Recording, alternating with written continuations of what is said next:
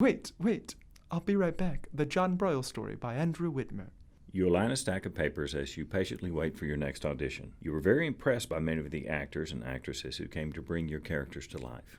You're about to hit the play button on your voice memo app to listen to an earlier recording when suddenly you hear a knock at the door. You rise from your chair and answer it. There, standing before you, is a man who introduces himself as John Broyles. He's about 6'2", average build, with grayish-brown hair, and an on-again, off-again salt and pepper beard and mustache. You eventually find out that John shaves and then grows out his beard every few months depending on what the director wants him to look like for a film. John is here to audition for your soundscape, an assignment due for your intermediate film class. You had to write a script, then create the atmosphere of that world through sounds. You decided to write a short excerpt from an old radio show. You titled it, The Seeing Through Robo-Eyes Mystery Series. It was about two unlikely best friends, a young blind man and a robot woman who must prove their worth and solve a murder at a mysterious mansion before they become the next victims.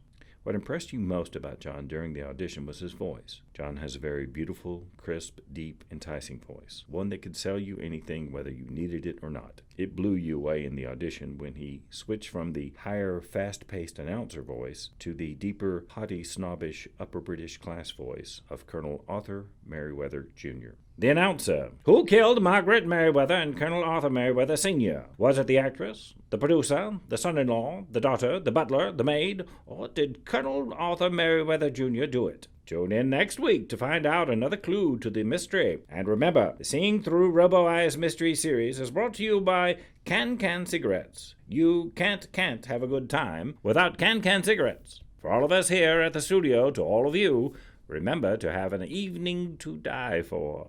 This is Donnie Olson saying good night, and thanks for tuning in. Colonel Merriweather. Everyone, this is the blind detective and robo girl. They're here to solve the mystery.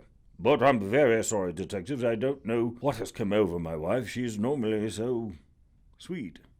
You were proud to call John and tell him he got both of the roles. What was even better was when one of your actors couldn't make it to the recording day, John was able to step up and play the nosy and witty butler, Alfred. He had one of the best Cockney accents. Alfred, the butler, annoyed. I'm not cleaning that up. Still not cleaning that up. And Hildegard and I can do Judith and Harold. But that wasn't the last time you'd see John Broyles. You just didn't know it yet. John Americus Broyles was born on December 7, 1960 in Dallas, Texas, at St. Paul's Hospital. He lived in Mesquite until he was about 4 years old, and then moved to a very small community, Walnut Bend, along the Red River between Oklahoma and Texas. Population of about 100. He tells you that growing up in Walnut Bend was very aboriginal.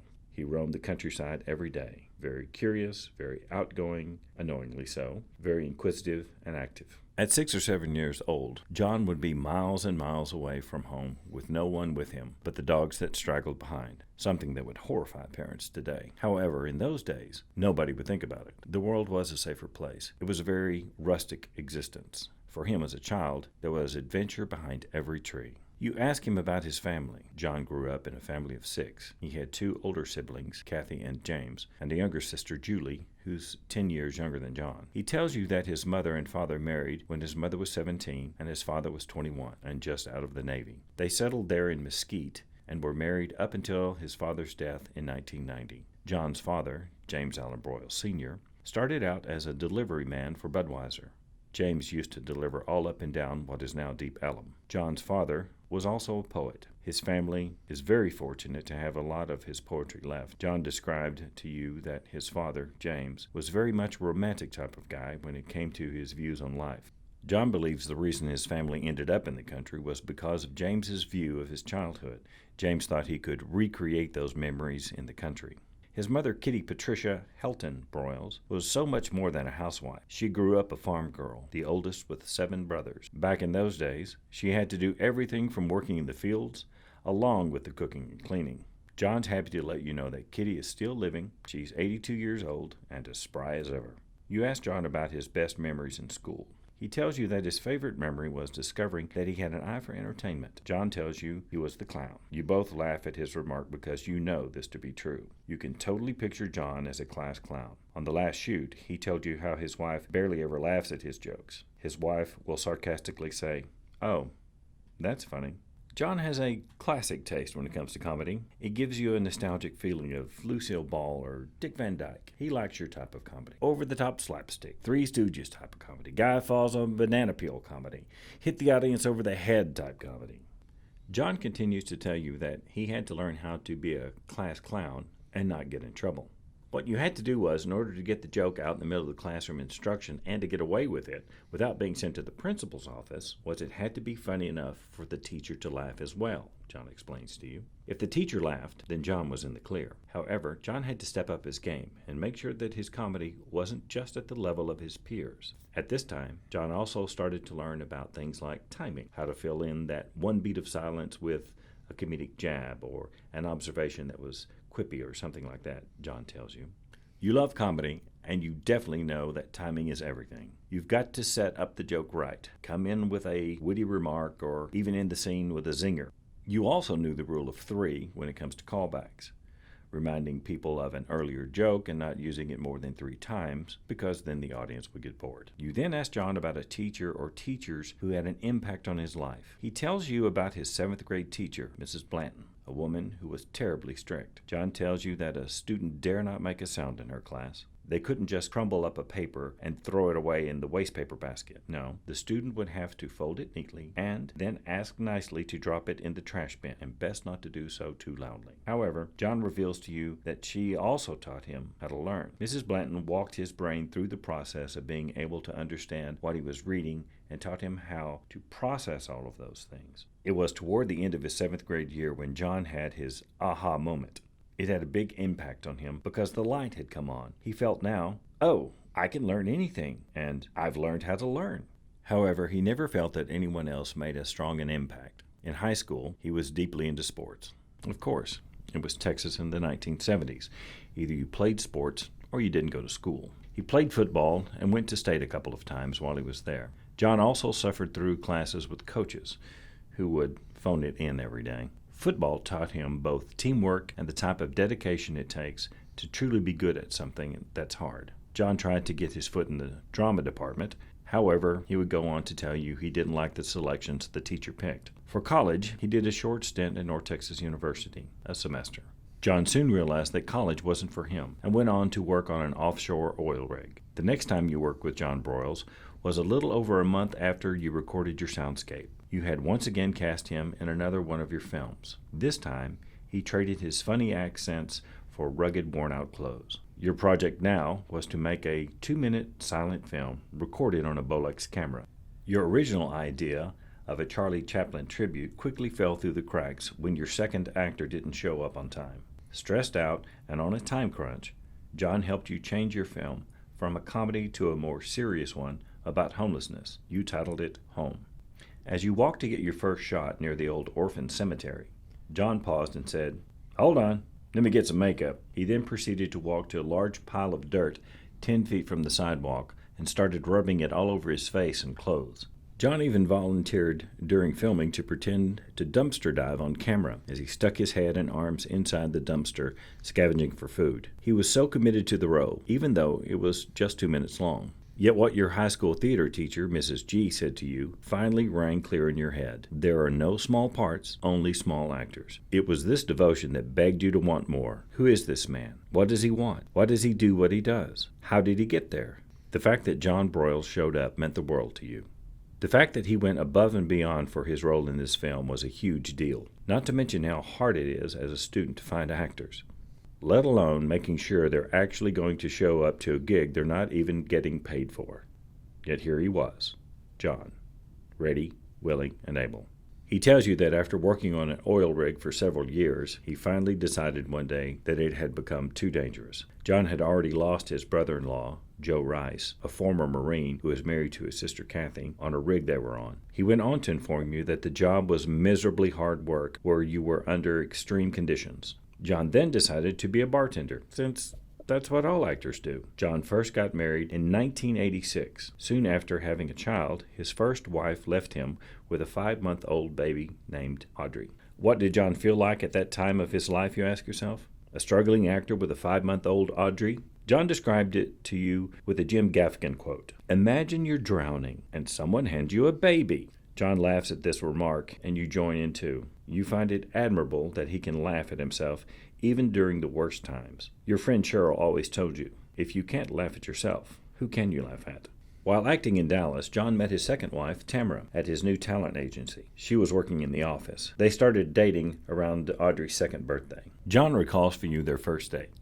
He says that he had an audition to go to for a commercial and needed a tie. John lamented to Tamara, "Ugh, I'm not good at this sort of stuff. I'm a wardrobe nightmare. Do you want to help me find a tie?" She said yes, and they went shopping for ties. John and Tamara moved in together in 1991, and the two were officially married in 1996. However, as John said, we all know husbands are stereotypically bad at wedding anniversaries. In 1994, Tamara told John that we have to have a better life for our daughter, so they packed up and moved to Gainesville. However, John felt it was too far to go. He tried to stay plugged in, doing some writing, and developed his own murder mystery company, which he ran for 5 years. This, of course, piques your interest because you love murder mysteries. They are your heart and soul. John wrote 5 different scripts for his company, performing at private parties. After that, he worked in radio, then sales, and was an executive director for the Chamber of Commerce. You asked John to tell you a little bit about the company that he ran for 5 years. You especially wanted to know what it was called.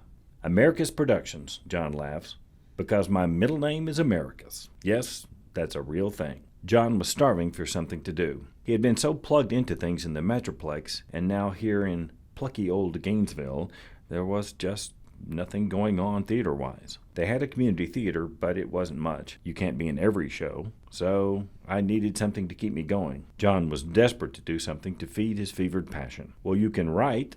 Write a murder mystery, Tamara encouraged him. I can't do that, John said, flustered. That's no way. Yet his wife's words would burn like a fire in his belly. John sat up one night, put on a pot of coffee, stayed up till about 4 in the morning, and wrote the first act of the script. He was surprised at how quickly it flowed out. However, there's just something inside of you that when you come up with a certain idea, you just have to follow it to the end. What made it easy for John was he had done almost 10 years of murder mysteries. He'd memorized a good 70 scripts.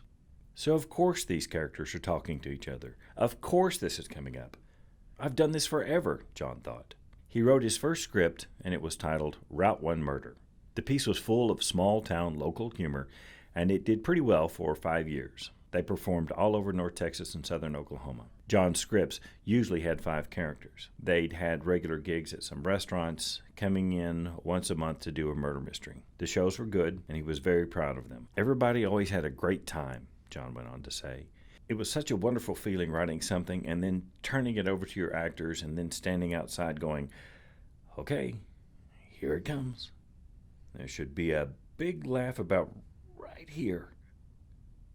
And there it is. It's so gratifying to get the response that I thought I was going to get with it. You definitely know about that. You love it when people are invested in your ideas and laugh at your jokes. You think back to the soap opera parody script you and Lila wrote, which won first place at your high school film festival. Your 75-page murder mystery play that was read aloud for your Creativity Active Service Project, a requirement for your IB diploma. Your first college short film, a telenovela called Miss Garcia. Your soundscape, the Seen Through Robo Eyes mystery series. Your silent film Home, you filmed on the Bolex camera. Your last film with John Broyles. You filmed it only a month ago. You remember it like it was yesterday. You had to do a visual project for your fairy tales class. You decided to make a film. You wrote a script about the murder of Snow White. You called it The Fairy Tale Detective, Snow White Edition. You combined elements of other fairy tales, which included Little Red Riding Hood, Cinderella, and Hansel and Gretel. Your main character, Sam Delinko, a character who you love to revisit a lot, was the junior detective on the scene. The mystery man dressed in all black. Suit, jacket, tie, pants, and dress shoes, and a half-phantom mask appears from the bushes. Mystery man, creepy. Hey, little girl. Are you headed to your grandmother's house? However, unlike Little Red Riding Hood, Sam didn't fall for the mystery man's tricks. Sam kicks the man in the crotch. The mystery man yelps as he falls to the ground in pain.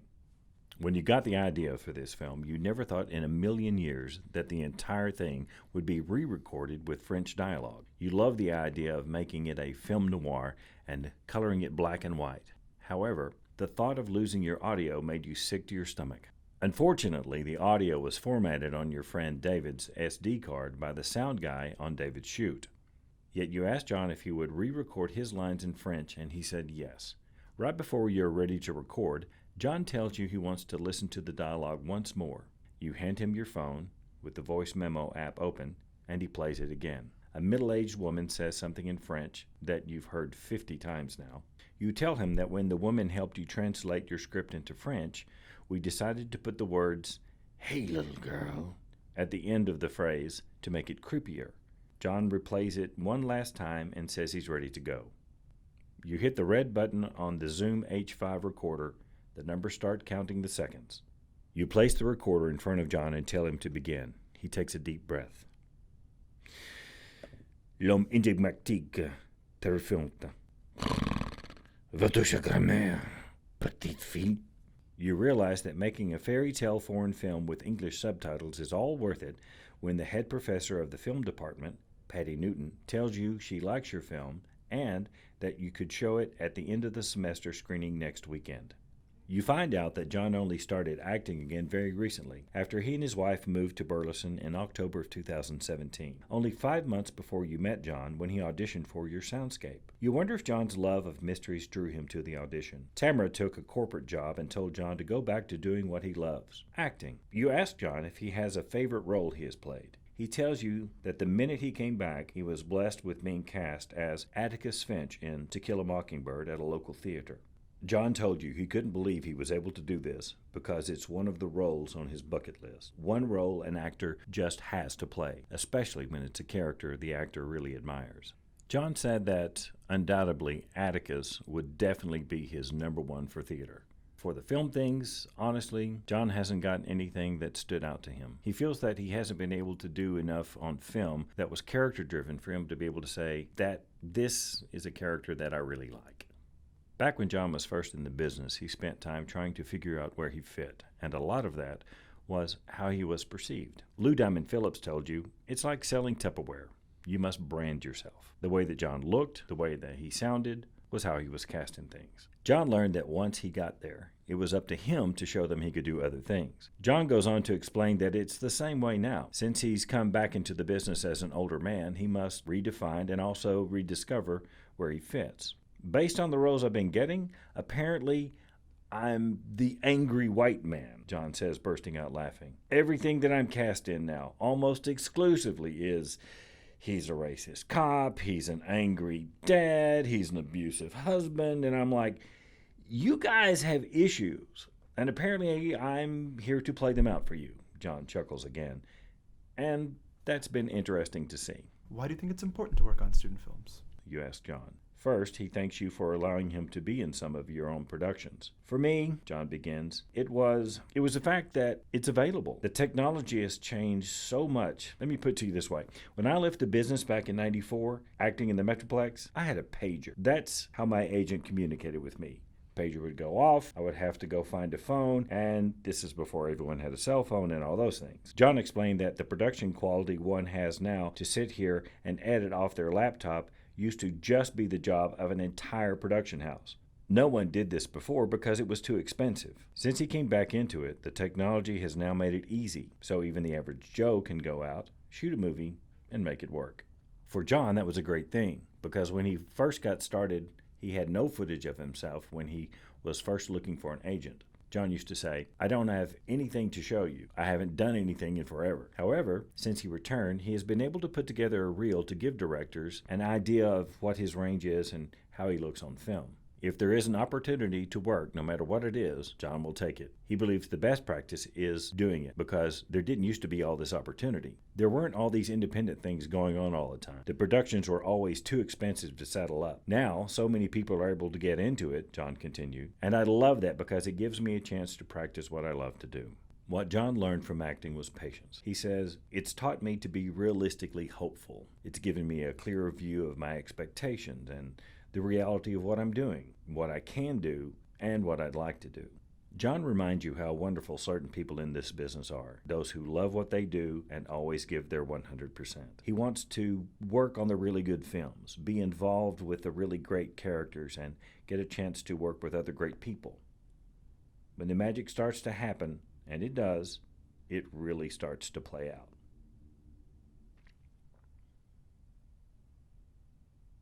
Good. The last question you asked John is if he has a favorite movie quote. I don't know if this is a favorite one, John began. I don't know if this is a favorite one, John began, but the one that always comes to me that I have the most fun saying is Katharine Hepburn from On Golden Pond when she tells her husband Norman to go pick strawberries, and he's like, "Strawberries? I don't know how to pick any goddamn strawberries." And she goes, "It's very simple, Norman. You simply reach down and pick them up." I don't know why that sticks with me, but it's one of my favorite things to say for movies. Things to say for movies. Okay. I don't know why that sticks with me, but it's one of my favorite things to say for movie lines.